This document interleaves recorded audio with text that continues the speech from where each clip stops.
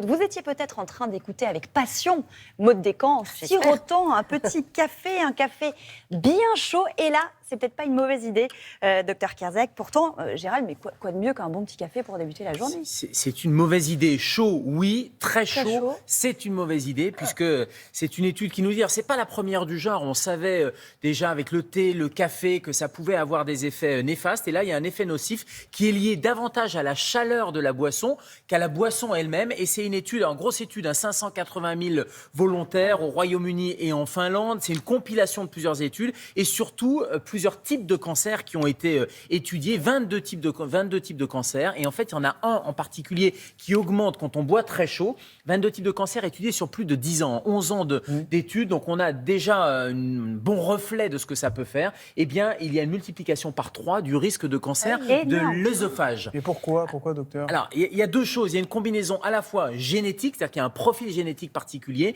et puis il y a la boisson extrêmement chaude qui va aller tout simplement brûler. En fait, quand vous buvez votre café très chaud, ça passe au niveau du tube digestif, et ce premier tube digestif, c'est l'œsophage. Quand on regarde anatomiquement, je vous ai mis une petite coupe anatomique, vous verrez que c'est un tuyau en fait qui part de la gorge et qui descend dans l'estomac. Et si vous buvez trop chaud, eh bien, ça va altérer les cellules progressivement, un peu comme une brûlure sur la peau. Ça va cicatriser et à force de brûler, et cette répétition tous les matins, par exemple... Oui, c'est la répétition, on est d'accord. Si on se bouillonne une petite fois, c'est pas grave. En revanche, la répétition même d'une brûlure assez minime, imperceptible, eh bien, ça va altérer les gènes de ces cellules. Et qui dit altération génétique des cellules, dit multiplication anormale et dit cancer. On va y revenir sur le cancer. Alors, je vous disais, c'est la chaleur, donc que ça soit du thé ou que ça soit du café, finalement c'est la même chose. Alors en France, on est assez protégé. L'Organisation mondiale de la santé nous disait il y a quelques années déjà que la chaleur, c'était un cancérogène possible, et notamment dans des pays comme en Chine, comme en Iran, comme en Turquie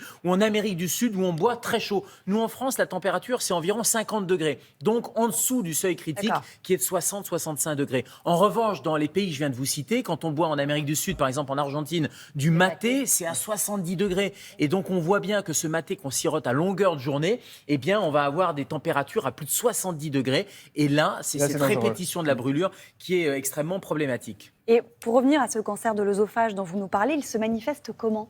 Alors, c'est un peu de la plomberie. Quand je disais que c'est un tuyau, et cette plomberie, quand on avale un bol alimentaire, quand vous buvez votre café ou quand vous mangez quelque chose, il faut que ça passe dans le tuyau. Quand il y a un début de cancer, eh bien, ça passe mal dans le tuyau et vous allez avoir du mal à déglutir. D'abord pour les aliments solides et puis après pour les liquides. Et donc, quand vous avez ces premiers symptômes, il faut consulter rapidement. Et Thomas, pour revenir sur le soda, il y a de la caféine dans les sodas aussi. Donc, la caféine, c'est pas très bon non plus. Donc, buvez un café tiède et limiter la consommation. 4 expressos par jour, c'est bien. 4 par jour, vous dites pas plus ? 4 par jour, c'est pas mal. 400 mg par jour, c'est relativement bien comme quantité. Alors là, je vous parle des cafés, mais on pense que le café filtre, par exemple, il y a moins de caféine. Mais en fait, pas du tout. Dans un expresso, il y a environ 80 mg de caféine. Et dans un café filtre, c'est-à-dire une tasse comme Maya, vous avez sur votre table, elle n'a pas que ça, regardez. Un petit peu plus. Elle planque des trucs. Ça, on en reparlera. Vous aviez planqué les chouquettes et les viennoiseries. Mais dans un café filtre, dans 200 ml, il y a 90 mg. Donc ça veut dire que le café filtre, on a l'impression qu'il est moins dosé en caféine. Ben non, il est tout autant dosé. Et puis dans le soda, dans une canette de soda, vous avez 40 mg de caféine. Donc si vous cumulez 4 expressos, plus un café filtre, plus un peu de... Vous savez, le taureau rouge, là, vous voyez ce que je veux dire, là, c'est les boissons énergisantes. Là, il y a énormément de caféine. Donc il faut faire un petit peu attention. Parce que tout ça multiplie la quantité de caféine. Alors en plus d'avoir la chaleur, vous risquez d'avoir les palpitations et tout ce qui va avec.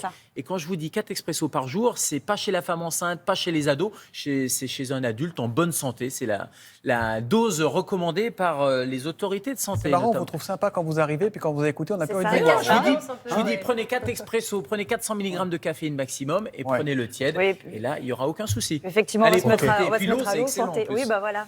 Merci beaucoup. Profitez-en. Merci, docteur.